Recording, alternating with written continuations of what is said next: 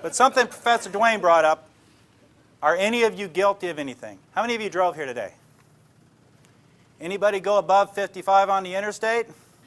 Anybody drive at home and go above 55 on the interstate? Because if you stay... What are you raising your hands for? I told you, don't do I know. I remember, but I was doing it anyway. I did it intentionally. And there you go. And people are inherently honest, and that's their biggest downfall. Okay, they really are. Or they want to tell their story. And if you drive 55 on the interstate where it's 55, the only thing you're going to do is meet the person behind you because they're going to rear end you and you're going to get run over. Okay, so that's a fact. But everybody does something that they can get in trouble for. I can follow as a police officer when I was in uniform. I could follow a car however long I needed to, and eventually they're going to do something illegal, and I can pull them over, and justifiably illegal to pull them over with. So just be aware of that. Don't think you're so innocent in such a thing. When you get stopped for a traffic ticket, everyone likes to be somewhat honest. And what's the first thing the police officer asks you? Do you know how fast you're going?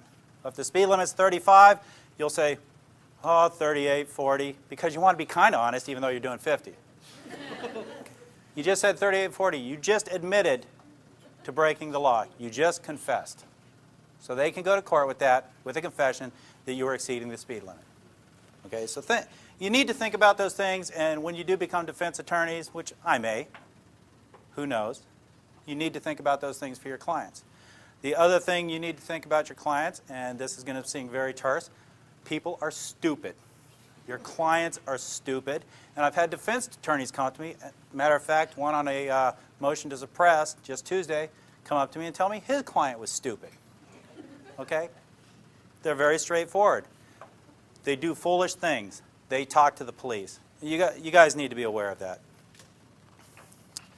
Now, in my past, and it wasn't exaggerated, I have interviewed thousands of people.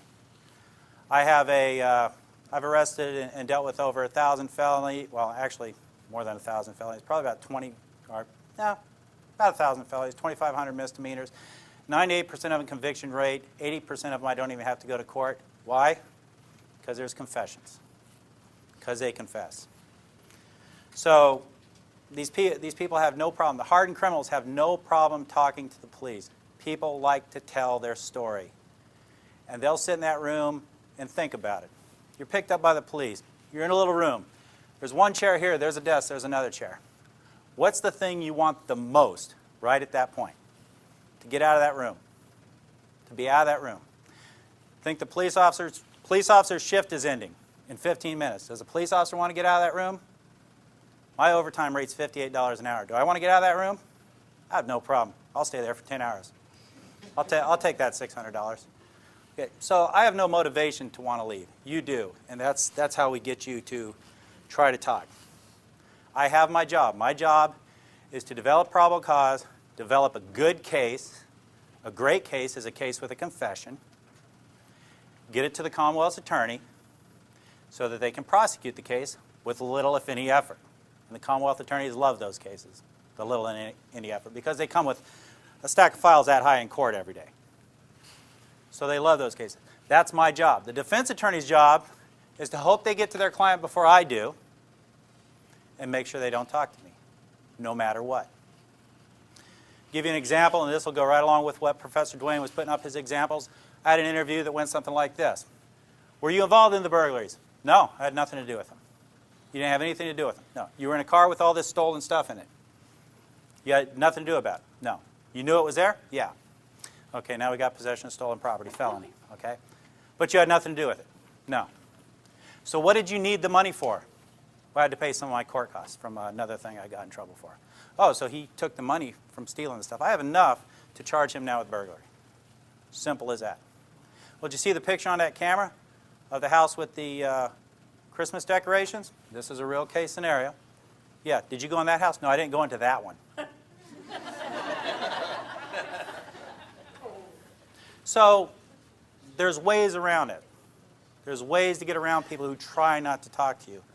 And again, as Professor Dwayne said, if you wanted to go and say you wanted to go into a boxing match, $100 if you win. You've never boxed before.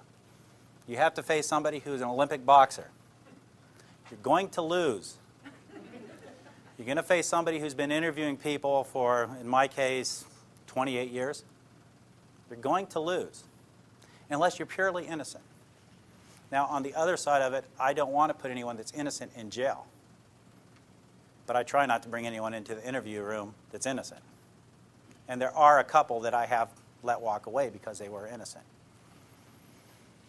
Okay, the interviews. How do we approach the interviews? There's a number of ways to approach interviews. There's a number of types of people that I deal with. First thing I do, anyone know what they get told first when they're in an interview?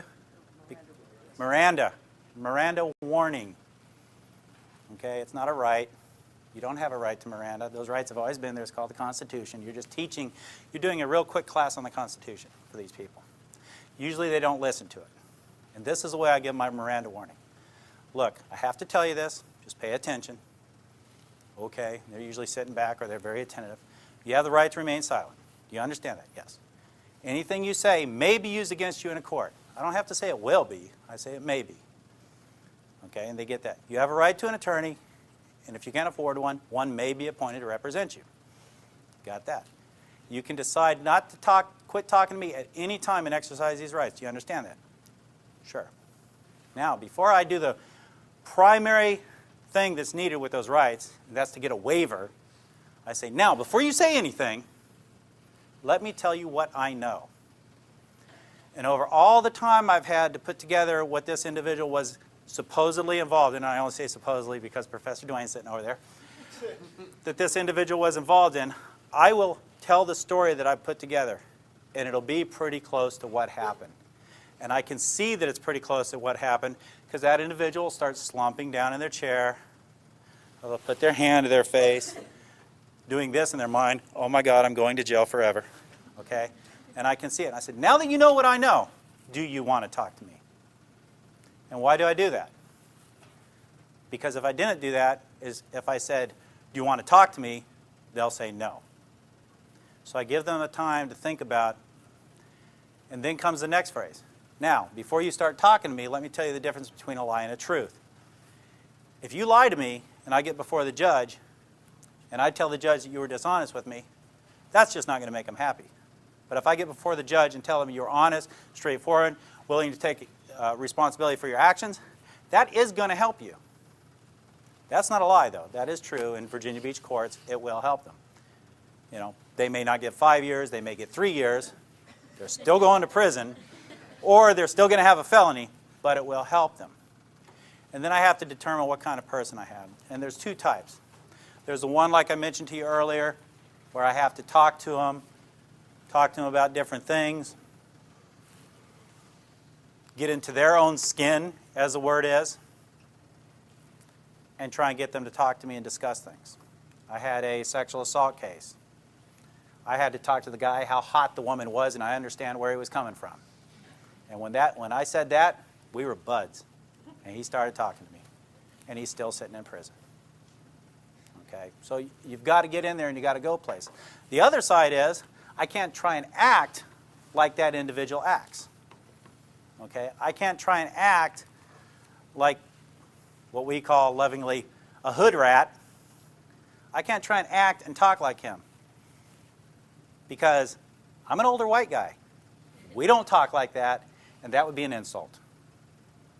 And you can't insult people. It doesn't matter who they are. It doesn't matter where they grew up. It doesn't matter where they're from. You can't insult people like that. You have to be yourself. So you have to get into their mindset and the way they're thinking and have a discussion with them. The other type of person is the one that likes to tell a story. This young man, great man. I love him to death. He didn't go to jail because I went to bat for him, because I felt sorry for him. He was a newlywed. He was having money problems. Former Marine. I said, tell me what happened. And he told me this beautiful story about what happened. What he had done is he had sold a piece of equipment that his ex-employer had that he had stolen. He told me the beautiful story of what happened about him finding it on the side of the road and all that kind of stuff. And I didn't even question about him. After he finished his whole story, very unplausible but very beautiful story, I sat there and listened to it for 15 minutes. I looked at him and I said, you stole the stuff from your boss, didn't you? Yes, sir, I did. I had nothing. I really had nothing except the fact that he had sold it. So there's those types of people. And then the third type, the one who tries to be the hood, who tries to be the criminal, who cries like a baby when they walk into jail, but when they're on the street, they're as tough as rocks. You go in there with your paperwork, you sit down, and you just start doing paperwork. And usually I have a videotape sitting on top of it, just for measure, so they think I have a videotape. And you just sit there. Don't tell them Miranda. Just sit there and wait for them to start talking, because they will. They want to talk. People want to communicate. They hate silence. That's why when people speak, you hear, when they're talking, because they need to fill that void with something. People hate silence. So that's the other one. So that's another way. So you see how there's an unlevel playing field here. Even with the most educated individual, there's an unlevel playing field. If you talk to the police, everything's going to be written down. If you get pulled over for a ticket, they give you the ticket, and you pull off. Do you ever see the cop pull off right after you? Usually not. That's because on the back of their ticket, they're writing down everything you said. And it's going to come into court if you go to court. Everything that's said, I write down. Every phone call I make has to have a listening device on it. Is that illegal? How many parties need to know that a phone conversation in Virginia is being recorded? One. Me. I knew it was recorded. I get many, many confessions over the phone.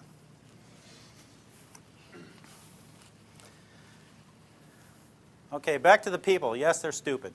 Okay, people are stupid. I had a young man who told me straight up, I'm going to college. I'm going to law school. I'm too smart. You'll never find out what happened. Okay. He was going to Tidewater Community College. The law school of, I suppose, Tidewater Community College. He was the partner to the one who I told you the interview about just a little while ago, where I would ask him what he needed the money for. He was his partner. And he was very smart.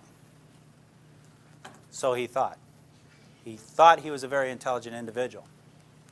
I ended up arresting him 5 times out of his house. His mother hated me. She liked me the first time. She apologized. She didn't really like me much the second time. It got to the point where she really hated me after that. He's doing 8 years upstate. He's very smart because he decided to tell me how smart he was. And in telling me how smart he was, he let it slip that he doesn't sell stolen stuff to pawn shops. He sells it to flea markets because they do not have to report to the state. I know how to drive to a flea market just as good as anyone else and go look for stuff that I'm looking for. So he was trying to impress me with his ability to be smarter than I was, and he confessed. So people are inherently stupid, especially criminals. Now, and don't get me wrong, there are some very intelligent criminals out there, and most of them work in really big office buildings and wear suits. Yep, she went to jail. Is she hurting? No. But there are some very intelligent street criminals out there as well that get other people to do their bidding and so forth and so on, and people are afraid to turn on them. But there are some very foolish people. Just a couple other things. I do a thing usually with younger people, usually between the age of, I try not to deal too much with juveniles, but between the age of 16 and 25, is once they've talked to me. Now, let's back up a little bit. You don't need a recording in court for a statement. As Professor Duane said, it's his word against my word. If he was a